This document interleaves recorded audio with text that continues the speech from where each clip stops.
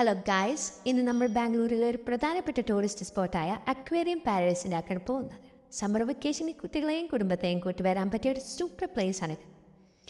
ഇവിടെ കയറുമ്പോൾ തന്നെ ടിക്കറ്റ് കൗണ്ടർ കാണാം. അവിടെ നിന്ന് ടിക്കറ്റ് എടുത്ത് നമ്മൾ നേരെ അകത്തേക്ക് പോവുകയാണ് വേണ്ടത്. അകത്ത് കയറുമ്പോൾ ചെറിയൊരു ഫോറസ്റ്റിലേക്ക് കയറുന്ന പോലെയുള്ള ആംബിയൻസ് ആണ് നമുക്ക് ഫീൽ ചെയ്യുന്നത്.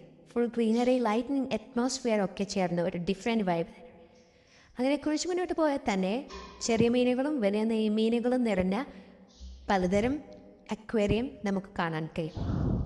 ഓരോന്നും വളരെ ബ്യൂട്ടിഫുള്ളായി ടാങ്ക്സിലൂടെ നീന്തുന്നത് കാണാൻ തന്നെ വളരെ ഡിഫറെൻറ്റ് എക്സ്പീരിയൻസ് ആണ്.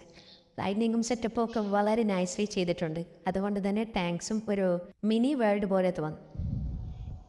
ഹോണസ്റ്റ്ലി പറയുമ്പോൾ ഇവിടെ നിൽക്കുമ്പോൾ സമയം പോകുന്ന പോലും അറിയില്ല. അത്ര കാം ആൻഡ് പീസ്ഫുൾ ഫീലാണ് നമുക്ക് കിട്ടുന്നത്.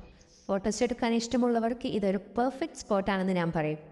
ഓരോ കോർണറും സൂപ്പർ വിഷ്വലാണ്. കുട്ടികൾക്ക് വളരെ ഇഷ്ടപ്പെടുന്ന ഒരു പ്ലേസാണിത്. കാരണം അവർക്കിത് ലൈവ് ലേണിംഗ് എക്സ്പീരിയൻസ് പോലെയാണ് തോന്നുക.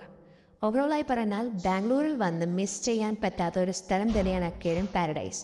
ഒരിക്കൽ വന്നാൽ വീണ്ടും വീണ്ടും വരാൻ തോന്നുന്ന രീതിയിൽ എക്സ്പീരിയൻസ് ചെയ്യാൻ പറ്റിയ വളരെ വളരെ അടിപൊളി സ്ഥലമാണിത്. അപ്പോൾ എല്ലാവരും ബാംഗ്ലൂർ വന്നാൽ ഒരു വട്ടെങ്കിലും ഇവിടെ വിസിറ്റ് ചെയ്യാം. അവസാനമായി മെർമെയ്ഡ് ഷോ ഒക്കെ ഉണ്ട്. അതൊക്കെ കണ്ടിട്ടേ പുറത്തിറങ്ങാൻ പാടുള്ളൂ.